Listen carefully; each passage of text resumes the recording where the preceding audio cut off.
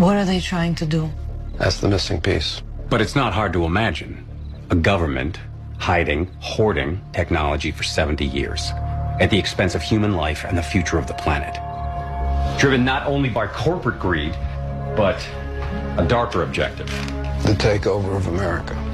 And then the world itself, by any means necessary, however violent, or cruel, or efficient.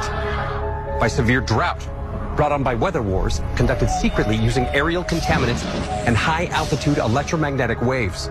In a state of perpetual war. To create problem, reaction, solution scenarios to distract, enrage, and enslave American citizens at home. With tools like the Patriot Act and the National Defense Authorization Act, which abridge the Constitution in the name of national security. The militarization of police forces in cities across the U.S., the building of prison camps by the Federal Emergency Management Agency with no stated purpose, the corporate takeover of food and agriculture, pharmaceuticals and healthcare, even the military in clandestine agendas to fatten, dull, sicken, and control a populace already consumed by consumerism. And I encourage you all to go shopping more. A government that taps your phone, collects your data, and monitors your whereabouts with impunity. A government preparing to use that data against you when it strikes. And the final takeover begins. The takeover of America. By a well-oiled and well-armed multinational group of elites that will cull, kill, and subjugate.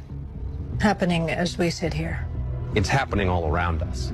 The other shoe waiting. The banks to drop. will announce a security action necessitating their computers to go offline all weekend.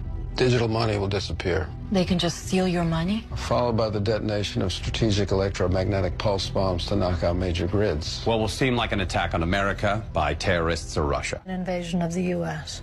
The Russians tried it in 47. And so I was dismayed when I heard the Lord say that the government is preparing to make an announcement concerning banks. And as I was feeling this distress and having questions about what this means in my own heart, I saw the US dollar before me, and it was made of solid silver. So it's the dollar symbol like this, and it was made of silver, very thick and heavy silver. The motif was made of thick and heavy silver, and it was dissolving right in front of me. It was as if someone was pouring a very strong acid on this metal so that it began to burn and smoke, and yet there was no fire. I don't know if you've ever seen what happens to a metal when you pour, I guess, you know, science experiments, sulfuric acid or some kind of acid on it, and it's stronger than the metal. The metal begins to smoke like that, but it doesn't burn with a flame. That's what I saw. It was dissolving and it was eating away from the edges, and I truly was filled with dismay watching the US dollar sign in silver smoking and dissolving until it completely dissolved away. And the Lord began to speak to me and say, Celestial, do not be dismayed. But I cried out in the dream and I said, Lord, all my labor will dissolve away. I had hoped to have something in life, Lord, but it will be taken away. And the Lord said, money will be in the cloud. It will not be gone. You will just never touch real money again, but it will still be there. Everyone will be bankrupt in that sense, meaning inability to touch real money, is that everyone will be bankrupt in that sense when their money is converted to central bank digital currency without their consent. The banks have nothing on the balance sheet, and very soon they will have to confess it. America will experience systemic bank failure and see a collapse of her money system. But I will care for you.